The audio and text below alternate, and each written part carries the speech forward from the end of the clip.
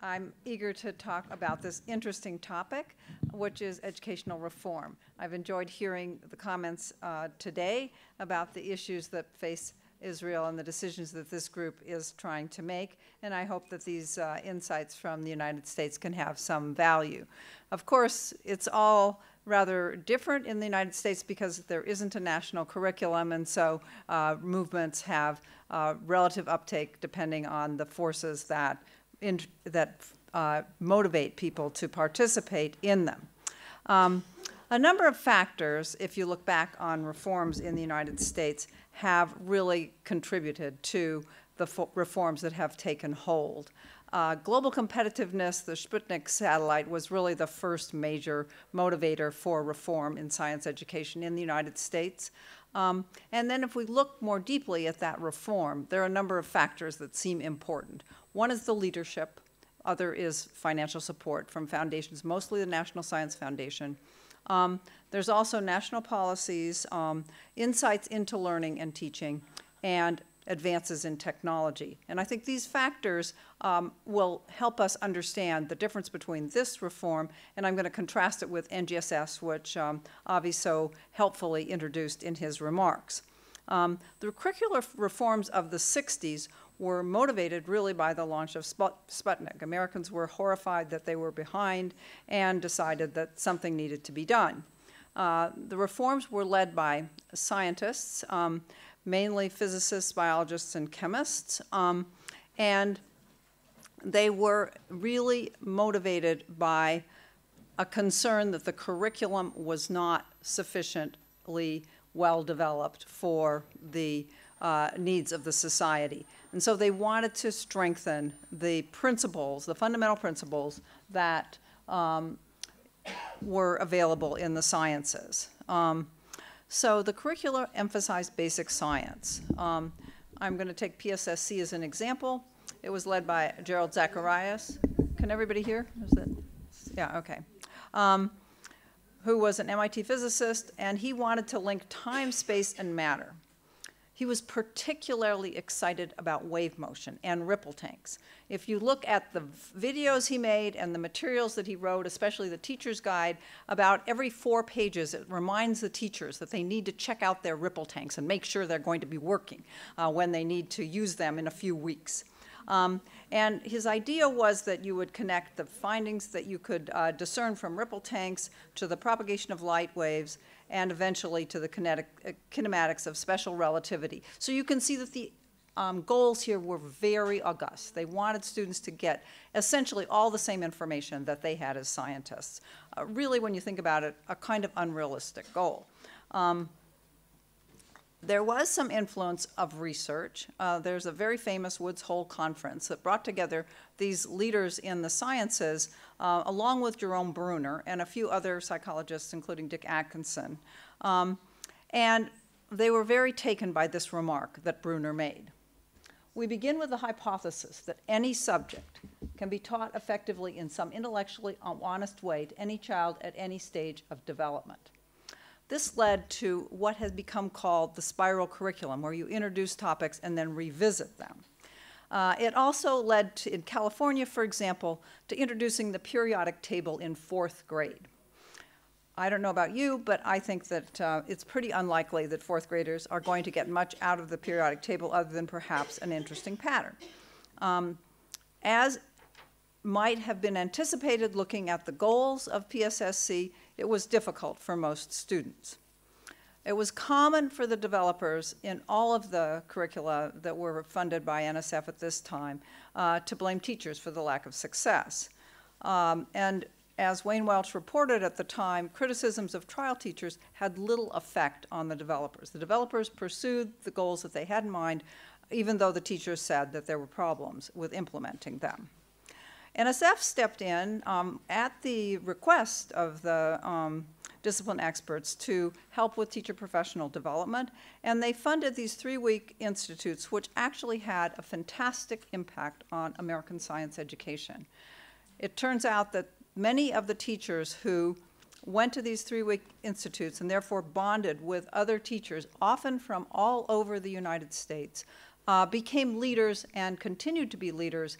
They're all now pretty much retired, and there isn't a natural cohort of teachers that are following on this group. But the initial funding was very effective in building a community of teachers who I think had major impact on science education for the following 40 or so years.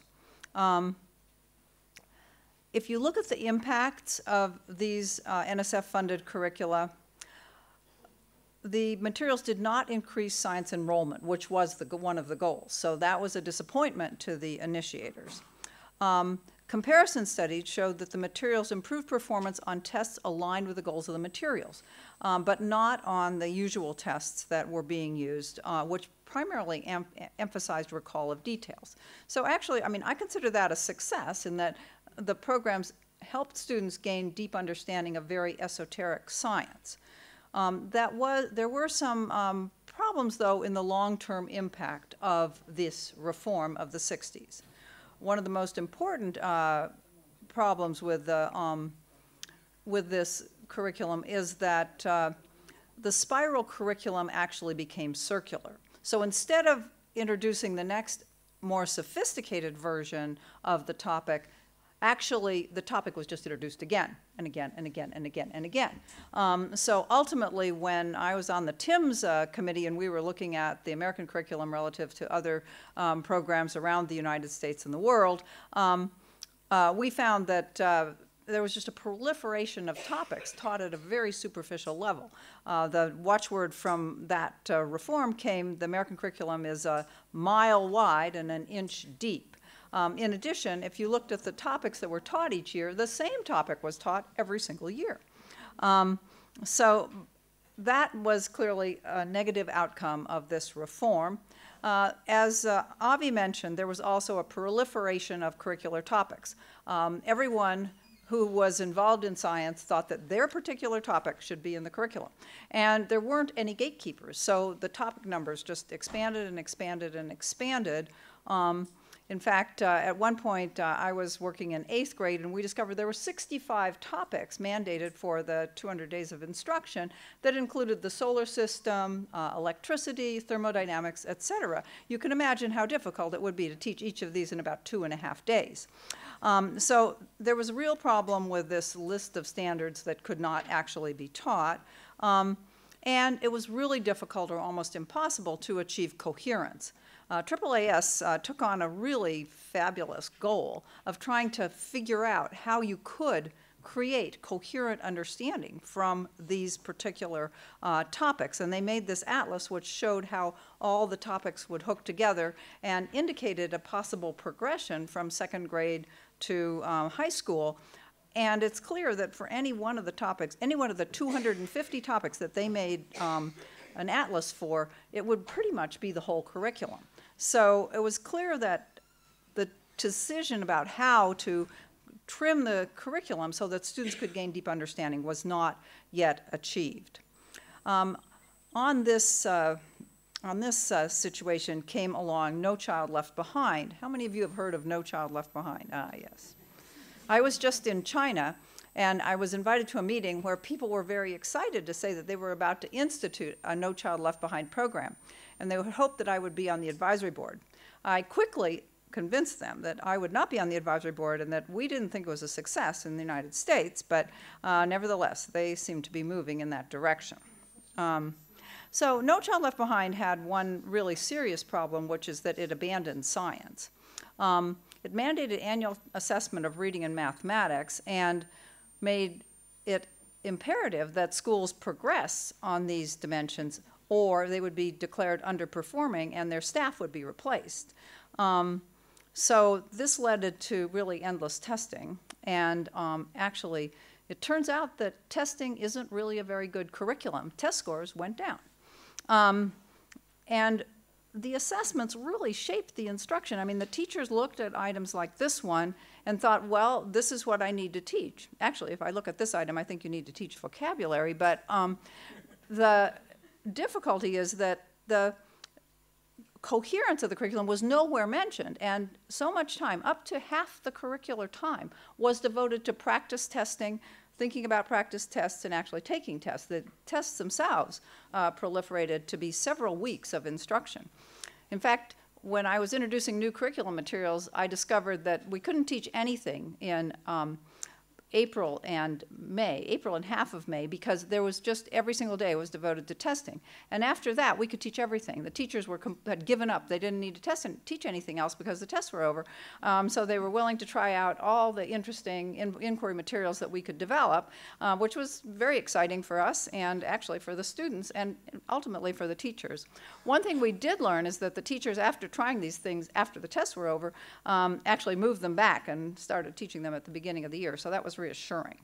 A number of other factors that actually contributed to the next round of reform that I want to talk about are more hopeful. One is the funding of science education research. So NSF funded those curriculum materials that I mentioned primarily by funding natural scientists to develop materials and funding teacher workshops. But starting in the 80s, there was a move to fund actual educational research. Was initially thwarted by Reagan-era funding cuts, but by '84, the Advanced Applications of Technology program was funded, and this turned out to be a major breakthrough for science education in the United States. A vast majority of the things that you see today as innovative technological materials in the United States were initially funded out of this program. And I think we owe a lot of thanks to Andy Molnar, who kept saying he wanted high-risk, high-gain proposals, and he would send them back if they didn't seem like they were risky enough or likely to completely reform education. By '95, NSF actually moved beyond these early programs, which encouraged collaborations between discipline experts, learning scientists, and technologists to expand the idea of collaboration partnerships and to fund centers, which had more money and could therefore really try out more complicated initiatives. And I think a number of people today have talked about how, you need to have a big enough thing and a more widespread enough thing in order to really find out whether it works and to refine it. And these centers actually provided sufficient money that it was possible to do some of those kinds of experiments. Furthermore, centers were required to have researchers, discipline experts, technologists, teachers, principals, policymakers involved in their efforts. So they were thinking broadly, and they had enough money to try out things in a more effective way. At the same time, more complex research methods emerged on the scene. We call them design-based research. I don't know if that term resonates or not, but basically more of an iterative refinement approach to science education research than sort of just straight experiments. And this research was really a turning point in paying more attention to what students think themselves about science. So research on student intuitive ideas had been going on for a while, but it had been primarily focused on sort of identifying every possible misconception. There's an enormous compendium of these. It became kind of a cottage industry for researchers. But around the time that research became more well-funded, people started to realize that these multiple ideas that students bring to science class really have some value, and started to think about how can we capitalize on these ideas in order to improve outcomes. And let's just take one example. Think for a minute about what middle school students say causes the seasons, a popular topic in science education research. And take a minute to discuss your prediction with somebody sitting next to you. And I'm going to ask for a few ideas. I don't know if we have a microphone, but I'm going to come and talk to you, and you need to be talking to your neighbor. If you're far from a neighbor, you need to move close to someone.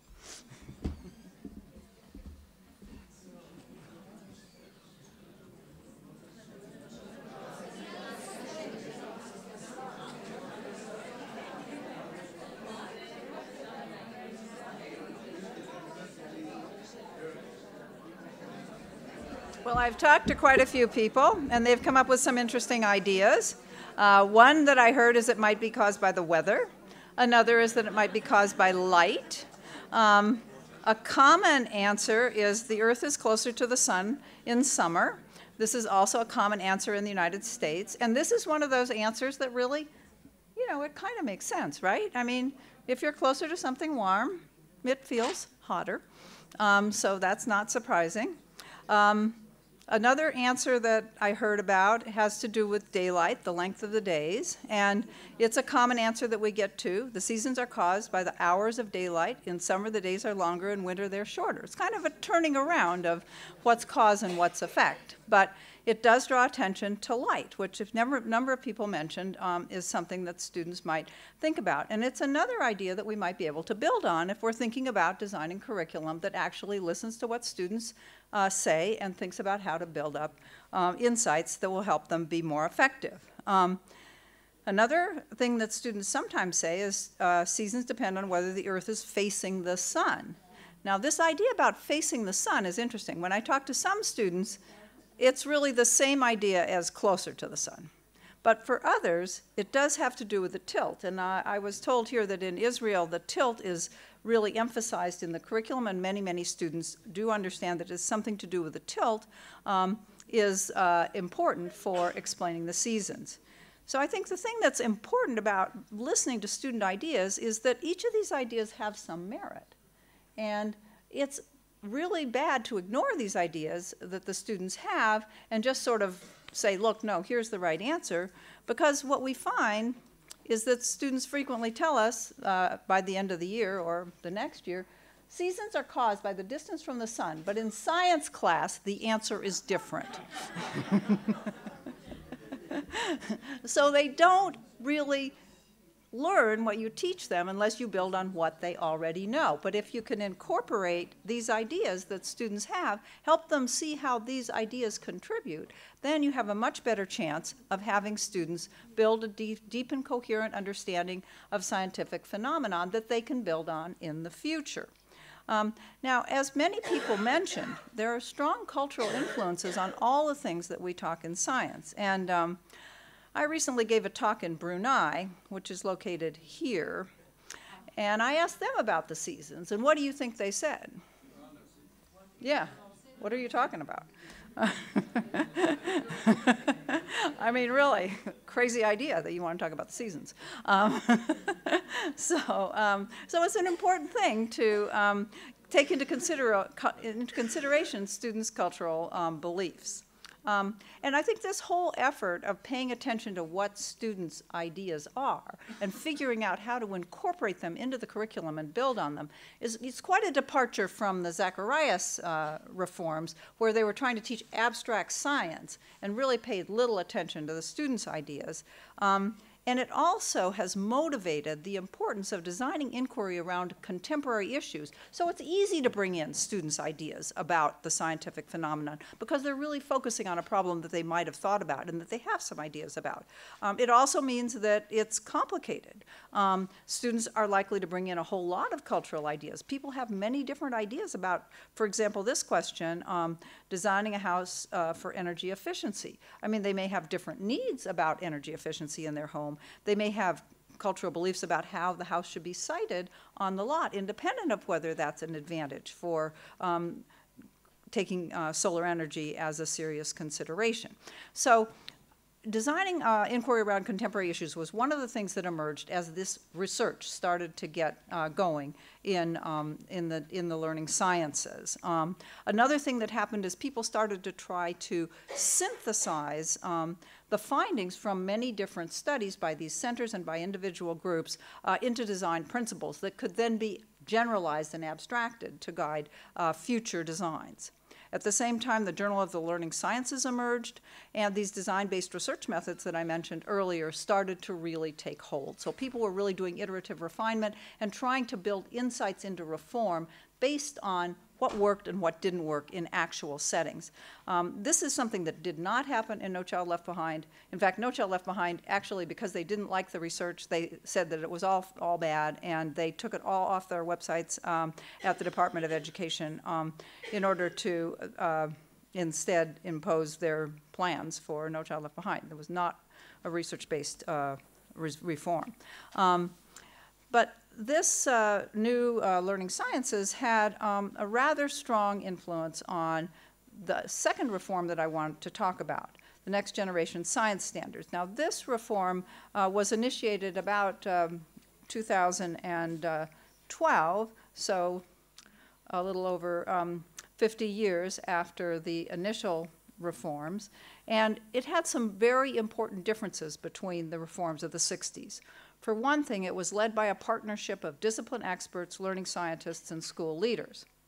It was informed by the learning sciences. It was designed to develop this coherent understanding of contemporary everyday problems, and it was responsive to the needs of specific students, schools, and leaders. So just to give you a sense of who the committee was, there were discipline experts, there were 2 Nobel laureates, a Wolf Prize winner, there were learning scientists, some people you might know. You might notice there's not very many women on this committee. And there were a few school leaders. They weren't as strongly represented as the other groups. A number of factors really came to the fore in the thinking behind this reform. First of all, the team realized that it wasn't possible to cover all those topics. And so instead of packing the curriculum with too many topics, which actually they actually did, but they said they weren't going to, they instead focused on promoting autonomous learning and lifelong learning so people could continue to make sense of scientific phenomenon after they left science class. Ultimately, this is obviously an incredibly important goal for science education because so many of our contemporary problems involve deep understanding of scientific phenomenon.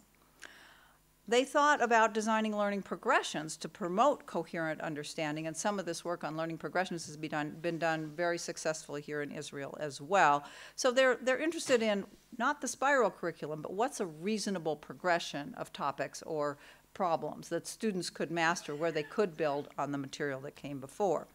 They wanted to embed assessment in instruction, an area that is still not particularly well developed, but I'm going to give you some examples.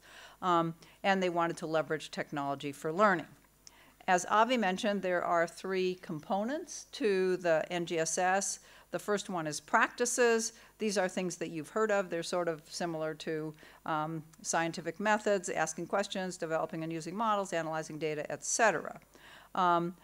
They tried to narrow the curriculum by picking a few core ideas for each area. So for their physical science in middle school, it's matter, motion, energy, and waves. The difficulty is, like in California, they've expanded this list to like 7 pages of the web, and it's a huge list. And then they thought to have cross-cutting concepts, which I think is really another effort besides the practices to really try to create this coherence. And they've come up with some ideas for these cross-cutting ideas that have a particular benefit. Finally, they emphasize the importance of having a pedagogical framework. Batsheva and I have worked on one. There are many different pedagogical frameworks that could be instituted, but all of them have this constructivist character. I wanted to give you just a quick example of what the NGSS looks like in practice using work from the web-based inquiry science environment, again informed by the knowledge integration framework, which I should point out is now translated into Chinese. So the thing about the vision for reform in NGSS is that students will do projects. They'll carry out independent investigations and make reports, and that will somehow become something that they can build on in the future. These projects are not intended to be narrow. They're intended to have related issues that the students might explore that could help them really understand science and ultimately become more of those lifelong learners that I mentioned. So here is one possible project where the challenge is design cups that keep drinks warm or cold, and students are asked, this is middle school, would you need different materials or the same materials? You know, the famous joke where, you know, the thermos, how does it know whether it should keep your drink hot or cold? Initially, we start, as usual, by eliciting student ideas, where students write down a story about they wanted to keep a drink warm or cold, and what kind of a container did they use. Then they're encouraged to add and distinguish ideas, to essentially plan an experiment, and the little image over there is the actual virtual experiment environment they can use to carry out their experiment. So they design a series of experiments using a variety of different materials, and they can collaboratively conduct these experiments using this simulation. And I'd be happy to show it to you in real time, but I decided clearly don't have time to show it in this talk. But so what they can do is they can graph, they can design a cup material and figure out whether to put hot or cold liquid in it, and pay attention to the temperature of the air. And then they can look at how the graph progresses and make comparisons. They can test all their different ideas and plan a report. And then they can add their investigations to their design report, so their report has nice little graphs in it. Let's just look at some of the examples to give you a sense of what happens when this is conducted in a real classroom. This is kind of a typical student report. The spelling is creative. We recommend that we should use styrofoam because it did the best on the test, because it did not lose much heat or lost much cold. So there's a confusion here about the direction of heat flow. They didn't do very many experiments. As you can see, they did 6 experiments. They look a little confusing. And they said that they don't need any more tests because all we need is to use the styrofoam cup. So they really jumped rather quickly to a conclusion. On the other hand, the nice thing is they added an additional issue. We could test the cost of the cups too. Again, spelling creatively, that would help finances. So I think this is one of the examples of how this project allows for a broader thinking about science and more ability for students to think about planning their own investigations in the future. Here's a minimalist student report. The graph shows what we did to get the right answer. I don't exactly know, but I mean, it's a pretty picture. Nice graph. And here's, of course, the ultimate systematic student report, where they tested all the materials, showed the perfect relationship between the two, and said, as you can see, the styrofoam material is the best because it keeps them either cold or hot longer than the other materials. And the styrofoam cups cooled or warmed up the drinks the slowest out of all the materials. There are no other possibilities to use for cold and hot drink cup materials. And this group commented on the computer model, which they said was too slow. We should figure out how to speed it up. So as you can see, this is an opportunity for students to explore complex science concepts. The reports allow for an embedded assessment rather than having an assessment that is an extra test of things unrelated to the topics that students have studied. We have a teacher interface where the teacher can keep track of what students are doing in real time while they're developing their reports. And this teacher, as you notice, is actually well, you can't quite tell, but she's tape recording herself while she talks to students so that she can record her conversation and review it to improve her practice. So I think we'll skip that. So basically, in summary, if we look at advances from Sputnik to Ngss, the leadership of the reform changed. So instead of just having discipline experts, there's a partnership of people who bring a variety of perspectives. Funding stimulated the thoughts behind the design and was used to justify the ultimate outcomes. The reform tried to streamline the number of core concepts, establish learning progressions, and use cross-cutting concepts to promote coherence, which was somewhat successful. There were clearly some flaws. There are some flaws in NGSS. The most important one is, again, it really neglects professional development. Another one is that the curriculum did remain packed. Another one is that the assessments, which we don't really have time to look at that at this one, but if you did look at it, you would discover that you don't have to know any science to answer it. So that's a little discouraging. So in conclusion, I think reforms have advanced U.S. science instruction. They've strengthened basic science starting in the 60s. They've incorporated 50 years of research in the NGSS. There are clearly still some important things to think about. And until we can really integrate curriculum, professional development, and assessment together, I think we're going to see the fragmented kind of outcomes that so trouble us today in science education. Thank you very much. We're going to begin our discussion with questions for Marsha. Okay. Somebody want to ask a question? If not, I will. And that is, you spoke about taking into account the students, the pupils. And I'm wondering if it's only to watch them and we learn from what we see in them, or is it also important to get them to talk and to say something about education, what reform should be, et cetera, et cetera? Well, that's a really good question. So, of course, I think it's really an interaction between the student and the teacher. You know, the teacher recording her comments and looking back to see, am I having a good conversation with the student? Am I helping them? Is clearly an advance over the way teaching has been done and certainly was envisioned in the 60s. Having the students contribute to thinking about what would make a good reform is a very valuable direction. And indeed, one of the centers, the Center for Innovative Learning Technologies, we actually had student teams come in to talk to us about essentially how could we help them become lifelong learners. I mean, what do they do in their everyday lives that might be important for science education? Today, this is particularly important with technology because students can really do all sorts of interesting science online, and they do frequently do that. I mean, Minecraft has some really pretty good science in it. And I think that one of the things that is an opportunity for science education is really to build on what students are already doing and increase their ability to learn all the time, not just in science class.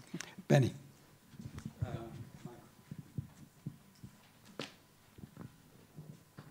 Concerning the involvement of the students at the early stage and trying to let them figure out, if you look, if you're in your experience, other significant differences between different types of sciences like biology, which has a complexity of being less defined, and physics or chemistry somewhere in between, or is it the same rule but just different approaches? That's a very good question. I mean, for one thing, of course, you've got teachers who have different epistemological bases for their work. So it's important to really make sure that those views are incorporated into the curriculum. And ultimately, we really want students to be able to understand that different sciences have different methodologies, different commitments, et cetera, as well as to compare and contrast in order to build a deeper understanding of science altogether.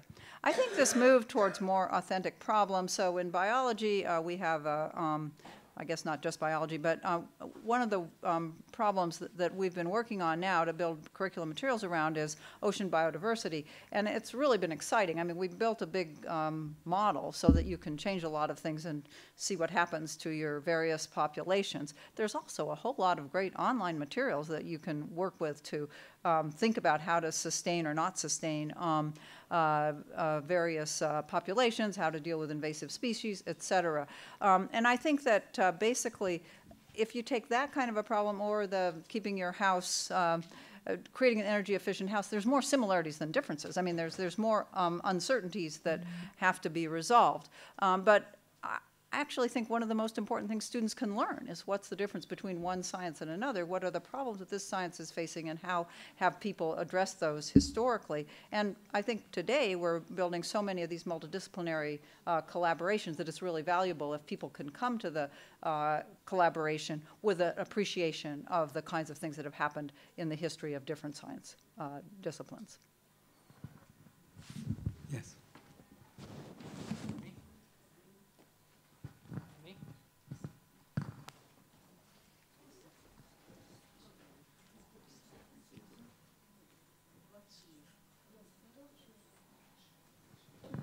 רון הורז, אוניברסיטת בן גוריון לשעבר. I'm interested in the phenomenon that no one in this, in all the meetings, mentioned philosophy of science. Is it non-existent or why? It's a great question. I mean, I think that it underlies all the work that we do, and that philosophy of science is crucial to thinking about how to design curriculum materials and to building students' deep understanding of the nature of science. In America, it is common to have philosophers of science involved in our partnerships, and they've been very valuable contributors. On the other hand, I think a unit on philosophy of science is very rare in science education, partly because of the packed curriculum, partly because the teachers would frankly be, want to have a lot of professional development in order to implement such a unit effectively. But I don't think that's a good reason not to do it.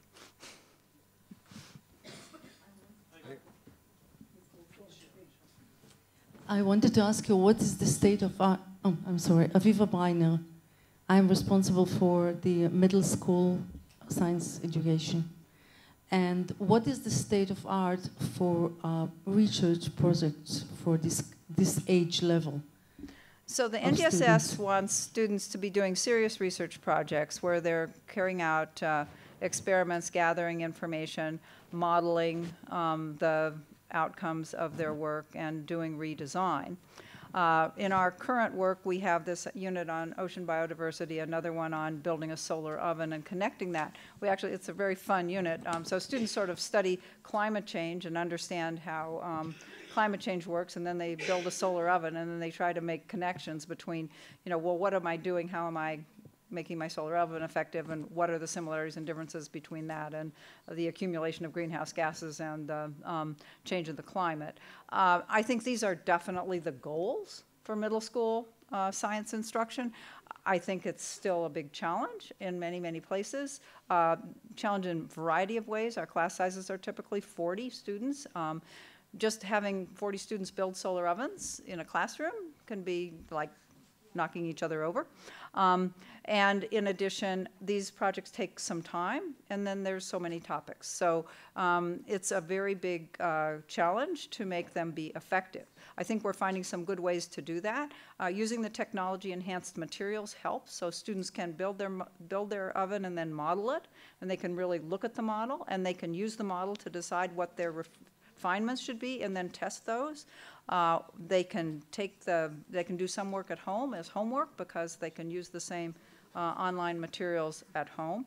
And I think that as students start to do projects, then they become more adept at using the various practices in the NGSS, and so they're more effective in doing the next project.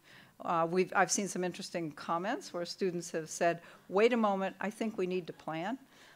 Which they didn't say at the beginning, but they've been doing it enough times that, oh, I think we might do that. Not all the groups say that, but some do. So I'm excited about the fact that it's in the standards. I think that districts vary with regard to the amount of time that they feel comfortable allocating for it.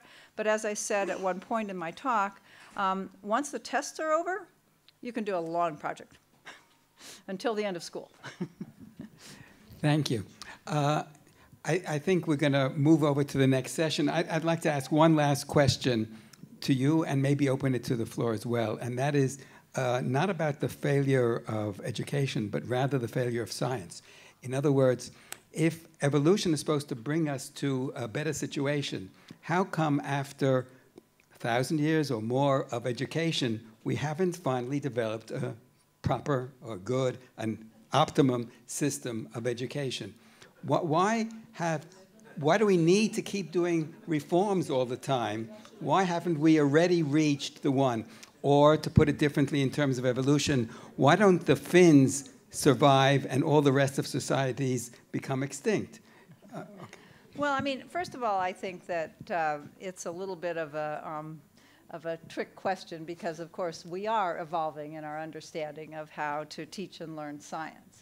But I always feel the other side of that issue is that we've come very little distance in changing the infrastructure and logistics of education. I mean, if you look at the classroom of 100 years ago, about the main difference is that there's electric lights in the classroom today.